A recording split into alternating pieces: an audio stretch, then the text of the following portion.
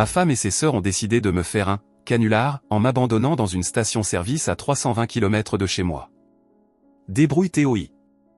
Ont-elles ricané avant de démarrer en trombe. Je ne suis jamais rentré. 3 ans plus tard, elle m'a retrouvé.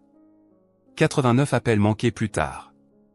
Avant de continuer, n'oubliez pas de vous abonner et dites-nous d'où vous nous regardez dans les commentaires, on lit chacun de vos messages. Débrouille-toi. C'est ce que ma femme, Stéphanie, a crié en faisant vrombir le moteur avant de me laisser planter sur le parking d'une station-service à Billings, dans le Montana, à 320 km de chez moi à Denver. Ses sœurs, Jessica et Vanessa, riaient à gorge déployée sur la banquette arrière, comme si c'était la chose la plus drôle qu'elles aient jamais vue. Je m'appelle John. J'ai 34 ans. Je travaille dans le bâtiment pour North Peak Engineering. Et j'étais marié à Stéphanie depuis 8 ans.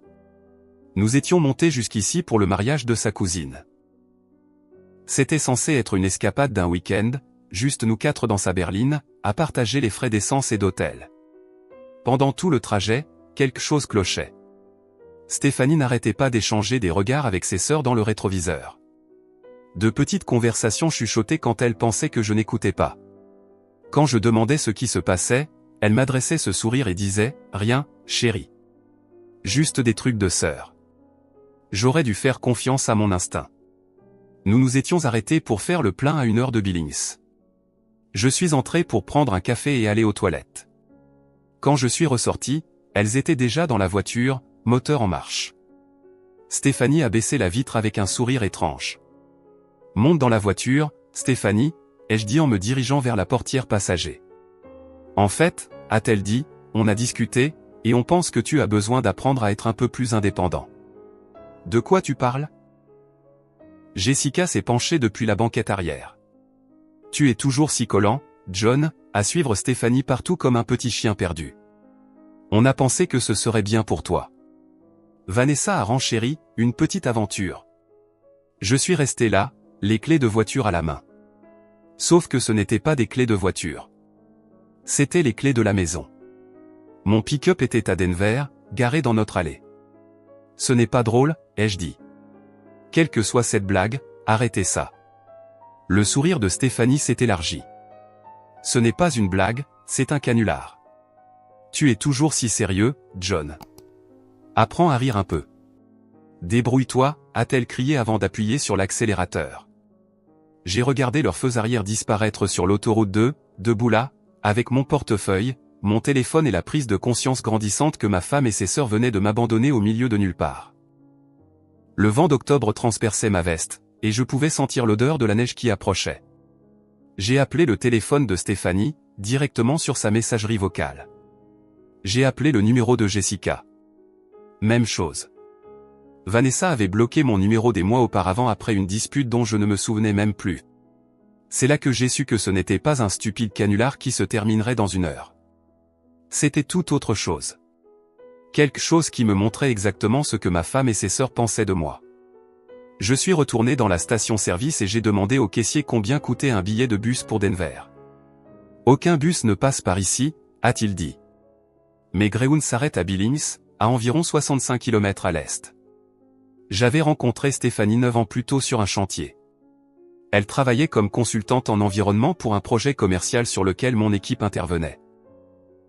Intelligente, drôle, avec cette façon de me donner l'impression d'être la seule personne dans la pièce quand elle me parlait. Ses sœurs étaient différentes. Jessica avait 2 ans de plus, travaillait dans le marketing pour une boîte de tech, et avait toujours un avis sur tout. Vanessa était la Benjamine, 28 ans, cherchant encore sa voie, mais jamais à court d'insolence. Dès le début, elles m'ont traité comme si je leur volais leur sœur. Des dîners de famille où elles faisaient des blagues d'initiés que je ne pouvais pas suivre. Des vacances où elles réservaient des activités sans me demander si je voulais participer. De petites choses qui, avec le temps, s'accumulaient. Elles sont juste protectrices, disait Stéphanie chaque fois que j'abordais le sujet. Elles finiront par t'apprécier. Mais ça n'est jamais arrivé. Au contraire, c'est devenu pire après notre mariage. Jessica a commencé à faire des commentaires sur le fait que je freinais Stéphanie, l'empêchant de voyager plus, de prendre des risques. Vanessa levait les yeux au ciel chaque fois que je proposais mon aide, que ce soit pour changer un pneu ou réparer quelque chose dans leurs appartements. Tout ne nécessite pas l'intervention d'un homme pour être résolu, disait-elle. J'ai commencé à remarquer d'autres choses aussi. Comment Stéphanie envoyait des SMS constamment quand nous étions ensemble, toujours avec ses sœurs. Comment elle changeait nos plans à la dernière minute parce que Jessica ou Vanessa avaient une crise qui nécessitait une attention immédiate.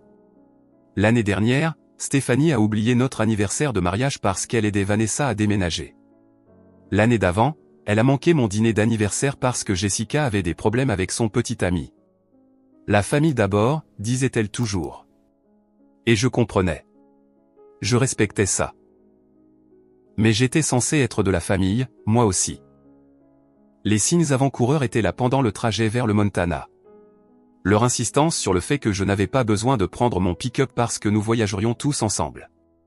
La façon dont Stéphanie avait réservé la chambre d'hôtel à son seul nom. Les blagues de Jessica sur le fait que je ne faisais jamais rien de spontané. Tu te souviens quand tu étais marrant, avait demandé Vanessa depuis la banquette arrière. Avant de devenir si casanier et ennuyeux. J'en avais ri, mais c'était blessant. Je travaillais 60 heures par semaine pour que nous soyons à l'aise. Je réparais des choses dans la maison, je planifiais les vacances, je me souvenais des dates importantes. Je pensais que c'était ça, être un bon mari. Debout sur ce parking de station-service, regardant le soleil se coucher sur les collines du Montana, j'ai réalisé que je m'étais trompé. Pas sur ce que signifiait être un bon mari, mais sur la personne avec qui j'étais marié. Le caissier m'a laissé utiliser le téléphone fixe de la station pour appeler une compagnie de taxi à Billings. Une course à $60 que je ne pouvais pas vraiment me permettre, mais je devais me rendre à cette gare routière. Le trajet en bus jusqu'à Denver a duré 14 heures. 14 heures assis sur ce siège inconfortable à réfléchir à mon mariage, à la femme que j'avais passé 8 ans à essayer de rendre heureuse. Je n'arrêtais pas de vérifier mon téléphone, m'attendant à un SMS d'excuses, peut-être un appel paniqué quand elle réaliserait qu'elles étaient allées trop loin. Mais rien n'est venu. Vers minuit, quelque part près de Casper, dans le Wyoming, j'ai compris. Le but n'était pas de m'apprendre l'indépendance ou de m'aider à me détendre. Le but était de m'humilier, de me montrer exactement où était ma place dans leur petite sororité. J'ai pensé à toutes les fois où j'avais cédé quand elles voulaient changer nos plans. Toutes les fois où j'avais ravalé mes paroles quand elles faisaient des blagues à mes dépens. Toutes les fois où je m'étais excusé pour des choses qui n'étaient pas de ma faute juste pour maintenir la paix. Le pire, ce n'était pas d'avoir été abandonné. Le pire, c'était de réaliser que c'était probablement quelque chose qu'elles avaient planifié pendant des semaines, peut-être des mois, assises dans l'appartement de Jessica, en concoctant ce plan, en riant de ma naïveté. Quand le bus est arrivé à Denver à 8 heures du matin, j'avais pris ma décision. J'ai pris un taxi pour rentrer, m'attendant à trouver la voiture de Stéphanie dans l'allée, mais elle n'y était pas. La maison était vide, exactement comme nous l'avions laissée vendredi matin. Je me suis assis à la table de la cuisine et j'ai appelé le travail pour me déclarer malade. Puis j'ai fait quelque chose que je n'avais jamais fait auparavant. J'ai commencé à fouiller dans les affaires de Stéphanie. Non pas par jalousie ou suspicion, mais parce que j'avais besoin de comprendre avec qui j'avais été marié. Son ordinateur portable était protégé par un mot de passe, mais elle avait toujours été négligente quant à la fermeture des onglets de son navigateur. J'ai trouvé des conversations de groupe entre elle et ses sœurs remontant à des mois. Des captures d'écran de nos conversations SMS qu'elle avait partagées avec elle, accompagnées d'émojis qui pleurent de rire. Des photos de moi en train de dormir qu'elle leur avait envoyées avec des légendes comme « mort au monde », comme d'habitude, et « zéro conscience de son environnement ». Mais c'est le fil de discussion sur le voyage dans le Montana qui a brisé quelque chose en moi. Jessica l'avait suggéré la première. On devrait carrément le larguer quelque part et voir combien de temps il met à trouver comment rentrer. Vanessa, OMG.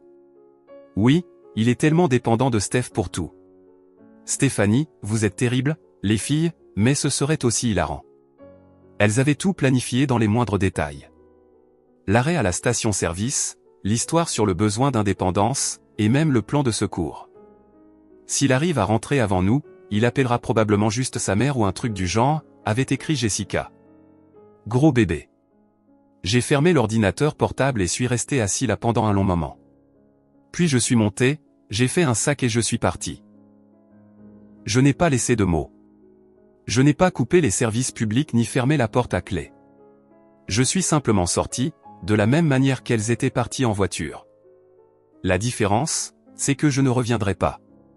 J'ai conduit mon pick-up jusqu'à chez mon frère Kevin à Colorado Springs.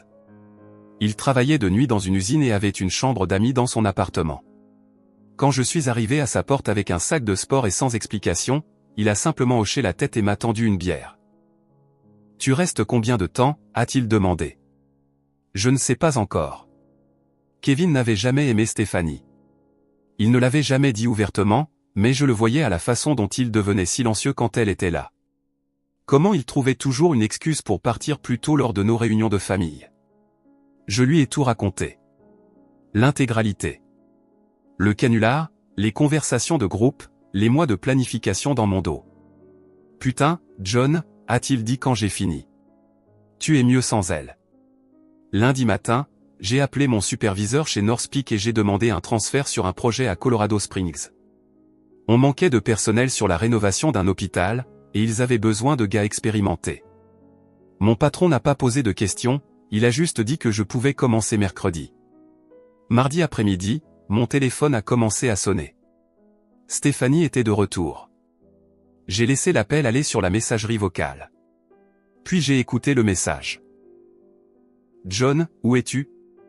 Je rentre à la maison et tu es juste parti. Ça ne te ressemble pas, rappelle-moi.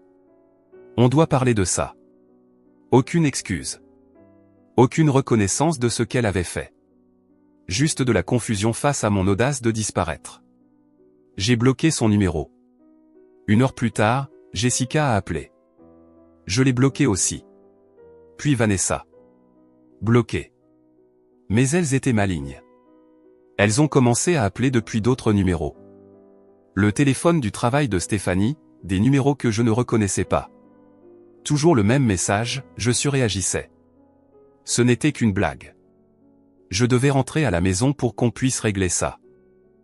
Jeudi, Kevin est rentré de son service avec un air étrange. « Ta femme est là ?» a-t-il dit. « Elle est assise dans sa voiture dehors. » J'ai regardé par la fenêtre. La berline de Stéphanie était garée de l'autre côté de la rue. Elle m'a vu à la fenêtre, est sortie et s'est dirigée vers l'immeuble. Je l'ai rejointe dans le hall avant qu'elle ne puisse frapper à la porte de Kevin. « John, Dieu merci », a-t-elle dit en tendant la main vers moi. J'étais si inquiète. J'ai reculé d'un pas. « Qu'est-ce que tu veux, Stéphanie ? » « Je veux que tu rentres à la maison. Je veux qu'on en parle comme des adultes. » « Parler de quoi ? » « Du fait que tu m'as abandonné à 320 km de chez moi. Du fait que toi et tes sœurs avez planifié ça pendant des mois. » Son visage a changé. Le masque de l'épouse inquiète est tombé une seconde, et j'ai vu autre chose en dessous. De l'irritation, comme si j'étais déraisonnable. C'était un canular, John. Tu agis comme si on avait commis un crime. Tu m'as laissé en plan. Vous en avez ri. Vous l'avez planifié pendant des mois. Parce que tu en avais besoin, a-t-elle dit. Et voilà. La vraie raison. Tu es si dépendant, si collant. On pensait que si tu devais te débrouiller tout seul pour une fois, peut-être que tu grandirais un peu. Le hall était silencieux, à l'exception du bourdonnement des néons. J'ai regardé cette femme avec qui j'avais été marié pendant 8 ans et j'ai réalisé que je ne la connaissais pas du tout. Je ne rentre pas à la maison, ai-je dit. Ne sois pas ridicule. Tu ne peux pas disparaître juste parce que tes sentiments ont été blessés. Regarde-moi faire. Je me suis retourné et j'ai marché vers l'ascenseur. Elle m'a suivi, parlant de plus en plus vite, faisant des promesses, des menaces, des explications qui n'avaient aucun sens. Mais j'ai arrêté d'écouter. Quand les portes de l'ascenseur se sont fermées, elle parlait encore. Vendredi matin, j'ai reçu un texto d'un numéro que je ne reconnaissais pas, c'est Jessica. Stéphanie est vraiment bouleversée. Tu dois arranger ça. Je l'ai montré à Kevin pendant le café. Change de numéro, a-t-il dit. Alors je l'ai fait. 3 semaines plus tard, je prenais mes nouvelles habitudes. Travaille sur le chantier de l'hôpital la journée, aide à Kevin sur son pick-up le week-end, et j'apprenais ce que c'était de prendre des décisions sans demander l'avis de quelqu'un d'autre. J'avais trouvé un petit appartement dans le sud de Colorado Springs. Rien d'extraordinaire, mais c'était à moi. Pas de décision partagée sur les meubles ou les couleurs de peinture. Pas de compromis sur les séries à regarder ou sur le repas du soir. Pour la première fois depuis des années, je me sentais à nouveau moi-même. C'est à ce moment-là que ma mère a appelé. John, chérie, Stéphanie est passée à la maison. J'évitais les appels de mes parents, pas encore prêt à expliquer la séparation. Mais apparemment, Stéphanie n'avait aucune hésitation de ce genre. Qu'est-ce qu'elle t'a dit, ai-je demandé. Elle a dit que tu faisais une sorte de dépression, que tu avais disparu après un voyage en famille et que tu ne répondais pas à ses appels. Je pouvais entendre l'inquiétude dans la voix de ma mère. Maman avait toujours aimé Stéphanie, pensait qu'elle était bonne pour moi, stable, responsable. Ce n'est pas une dépression, maman. On a des problèmes. Quel genre de problèmes qui ne peuvent pas être résolus? Je ne voulais pas entrer dans les détails. Je ne voulais pas expliquer les conversations de groupe, la planification, ou les mois de cruauté subtile qui avaient mené à ce moment dans le Montana. Cela aurait semblé mesquin, comme si je surréagissais à une blague. Je t'appellerai plus tard, maman. Je dois réfléchir à certaines choses. Mais après avoir raccroché, j'ai réalisé que Stéphanie continuait son petit jeu, à contrôler le récit, me faisant passer pour l'instable. Celui qui avait abandonné son mariage pour rien. Ce week-end-là, je suis retourné à Denver, non pas à la maison que Stéphanie et moi avions partagée, mais chez mon pote Marcus. Il travaillait aussi dans le bâtiment. Il avait été à mon mariage. J'ai entendu dire que toi et Stéphanie vous étiez séparés, a-t-il dit quand je me suis présenté à sa porte. Désolé, mon pote. Que as-tu entendu? Juste que tu es parti après une dispute. Elle avait l'air vraiment anéantie. Voilà encore. La version des faits de Stéphanie, où j'étais le méchant qui avait surréagi et abandonné sa femme. Marcus m'a offert une bière et nous nous sommes assis sur sa terrasse. Je lui ai raconté la vraie histoire, en entier. C'est tordu, a-t-il dit quand j'ai fini. Pourquoi ferait-elle une chose pareille? Je pense qu'elle voulait que je parte, ai-je dit. Pas définitivement, mais je pense qu'elle aimait avoir le pouvoir de me blesser, de me montrer à quel point je comptais peu. Marcus est resté silencieux un moment. Puis, tu sais ce dont je me souviens à propos de ton mariage? J'ai secoué la tête. Pendant la réception, tu parlais à quelques gars de mon équipe. Une conversation normale, mais chaque fois que tu riais ou que tu semblais t'amuser, Stéphanie venait t'interrompre, trouver une raison pour que tu ailles ailleurs. Je me suis souvenu de ça, comment elle m'avait sans cesse éloigné des conversations, disant que nous devions remercier tel parent ou prendre des photos avec tel groupe. Je pensais qu'elle était juste une bonne hôtesse. Peut-être, ai-je dit, ou peut-être qu'elle n'aimait pas me voir heureux sans elle.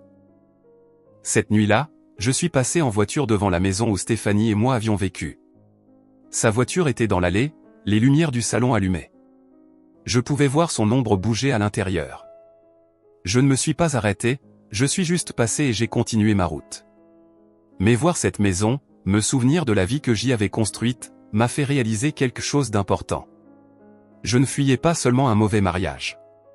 Je courais vers quelque chose de mieux. Au cours des mois suivants, j'ai commencé à prendre des mesures que j'aurais dû prendre des années plus tôt. J'ai ouvert mon propre compte bancaire, transféré ma moitié de nos économies, trouvé une avocate spécialisée dans les affaires de divorce. L'avocate, une femme directe nommée Patricia Coleman, a écouté mon histoire sans jugement. « Avez-vous des preuves du harcèlement ?» a-t-elle demandé. Je lui ai montré les numéros bloqués sur mon téléphone, les messages de Jessica et Vanessa, la façon dont elles avaient appelé mon lieu de travail. « Et vous avez dit qu'elle est allée chez vos parents ?» Oui. Elle leur a dit que je faisais une dépression. Patricia a pris des notes sur son bloc-notes. On peut travailler avec ça. Le Colorado est un État où le divorce sans faute est la norme, mais le harcèlement pourrait être pertinent à d'autres fins. J'ai signé les papiers cet après-midi-là. Patricia se chargerait de signifier l'assignation à Stéphanie et de lancer la procédure. Une dernière chose, a-t-elle dit alors que je partais. N'engagez aucune conversation. Ne répondez pas aux appels, aux SMS ou aux visites en personne. Tout ce que vous direz pourra être utilisé pour vous dépeindre comme instable ou vindicatif. Et si elle se présente à mon travail? Documentez-le. Appelez la police si nécessaire, mais n'entrez pas en contact. Le projet de rénovation de l'hôpital se passait bien. J'avais été promu chef d'équipe, supervisant une équipe de 5 hommes. Le travail était stable, le salaire décent, et personne ne se souciait de ma vie personnelle tant que je me présentais et que je faisais mon travail. J'ai commencé à suivre des cours du soir au Community College.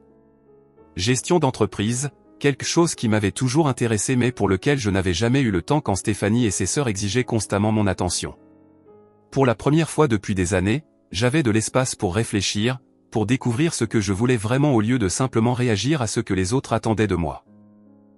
2 mois après avoir demandé le divorce, Kevin m'a appelé au travail. Ton avocate veut te parler. Elle dit que c'est important. J'ai retrouvé Patricia à son bureau cet après-midi-là. Elle avait une pile de papiers sur son bureau et un air satisfait. Votre femme a été bien occupée, a-t-elle dit. Elle a engagé son propre avocat et ils essaient d'invoquer l'abandon du domicile conjugal. Elle dit que vous êtes parti sans préavis et que vous refusez de participer à une thérapie de couple. L'abandon ? C'est un peu tiré par les cheveux, mais ils soutiennent que votre départ était délibéré et vindicatif. Ils veulent contester le partage des biens. J'ai senti un froid s'installer dans mon estomac. Même maintenant, même après tout, Stéphanie essayait de contrôler la situation. Mais voici la partie intéressante, a poursuivi Patricia. J'ai demandé à un enquêteur de faire des recherches. Votre femme a raconté aux gens que vous étiez devenu violent et qu'elle avait dû fuir pour sa sécurité. C'est un mensonge. Je sais, et je peux le prouver. L'enquêteur a trouvé des publications sur les réseaux sociaux du week-end où vous avez été abandonné, des photos de votre femme et de ses sœurs célébrant dans un bar à Billings, avec des légendes comme « Week-end entre filles » et « Liberté ». Elle m'a montré des impressions de publications Instagram. Stéphanie et ses sœurs levant des verres de shot, d'énormes sourires, postés à 23h le jour même où elle m'avait laissé à cette station-service. Cela détruit leur version des faits, a dit Patricia. Elles ne peuvent pas prétendre avoir eu peur de vous tout en célébrant simultanément votre absence. Je fixais les photos. Sur l'une d'elles, Jessica portait ma casquette des Denver Broncos, celle que j'avais laissée dans la voiture en entrant dans la station-service. Il y a plus, a dit Patricia. L'enquêteur a aussi trouvé les messages de la conversation de groupe. Votre femme a été négligente avec ses paramètres de confidentialité. Elle m'a tendu une autre liasse de papier. Des captures d'écran des conversations que j'avais vues sur l'ordinateur de Stéphanie, plus des dizaines d'autres que je n'avais pas trouvées. Des mois de planification, de rire sur mes réactions, de paris sur le temps que je mettrais à rentrer en rampant. Nous déposons notre réponse demain, a dit Patricia. Et puis nous mettrons un terme à tout ça. L'audience de divorce était prévue un mardi matin en mars. Je portais mon plus beau costume, celui dans lequel je m'étais marié 8 ans plus tôt. Stéphanie était assise à l'autre table avec son avocat, un homme tiré à 4 épingles qui avait l'air de facturer à l'heure. Elle avait perdu du poids, semblait fatiguée. Quand nos regards se sont croisés dans la salle d'audience, elle a essayé de sourire comme si nous étions toujours dans la même équipe. Son avocat a commencé, me dépeignant comme un mari instable qui avait abandonné sa femme après un désaccord mineur. Il a dit que j'avais disparu sans préavis, refusé la thérapie et que j'essayais de punir Stéphanie pour un canular inoffensif. Votre honneur, Monsieur John Thompson cherchait clairement une excuse pour quitter son mariage. Il a utilisé une simple mésentente familiale comme justification pour abandonner ses responsabilités. Patricia s'est levée quand ce fut notre tour. Elle était calme, professionnelle, mortelle. Votre honneur, j'aimerais soumettre des preuves qui contredisent les affirmations de la requérante. Elle a tendu au juge la pile de captures d'écran, les publications sur les réseaux sociaux, le harcèlement documenté. Point par point, elle a démonté la version de Stéphanie. Voici des messages textes entre la requérante et ses sœurs, planifiant ce qu'elles appellent un canular des mois à l'avance. Voici des publications sur les réseaux sociaux de la nuit où elles ont abandonné mon client, célébrant leurs actions. Et voici des enregistrements de harcèlement continu après que mon client a demandé à ne plus être contacté. Le juge a examiné les documents en silence. L'avocat de Stéphanie lui chuchotait des choses urgentes, mais je pouvais voir la panique sur son visage. De plus, a poursuivi Patricia, la requérante a répandu de fausses rumeurs sur l'état mental et le caractère de mon client auprès d'amis communs et de membres de la famille. Il s'agit d'un schéma de manipulation et d'abus émotionnels, pas des actions d'une épouse inquiète. Quand le juge a finalement levé les yeux, son expression était neutre, mais ferme. Sur la base des preuves présentées, j'accorde le divorce comme demandé. Les biens seront divisés à parts égales sans pension alimentaire accordée à l'une ou l'autre des parties. La Cour ne trouve aucune preuve d'abandon du domicile conjugal ou d'abus de la part de l'intimé. Stéphanie a essayé de m'approcher dans le couloir du palais de justice, mais Patricia s'est interposée. Aucun contact, a-t-elle dit fermement. L'ordonnance est toujours en vigueur. J'ai marché jusqu'à mon pick-up sans me retourner. 3 ans après cette station-service dans le Montana, c'était enfin fini. Mes cours de gestion d'entreprise ont porté leurs fruits. 6 mois plus tard, j'ai créé ma propre entreprise de BTP, Thomson Contracting. De petits chantiers au début, rénovation de salles de bain, réparation de terrasses. Mais le travail était régulier, et les clients appréciaient d'avoir quelqu'un qui se présentait à leur étonner ses promesses. Kevin est devenu mon premier employé. Puis Marcus nous a rejoints quand le mot s'est passé que nous étions des entrepreneurs honnêtes qui ne lésinaient pas sur la qualité. J'ai acheté une petite maison dans l'ouest de Colorado Springs. Rien d'extraordinaire, mais elle avait un garage pour mes outils et un jardin où je pouvais réfléchir. Pas de décision partagée, pas de réunion de comité sur les couleurs de peinture. Environ 1 an après la finalisation du divorce, j'ai croisé Marcus à la quincaillerie.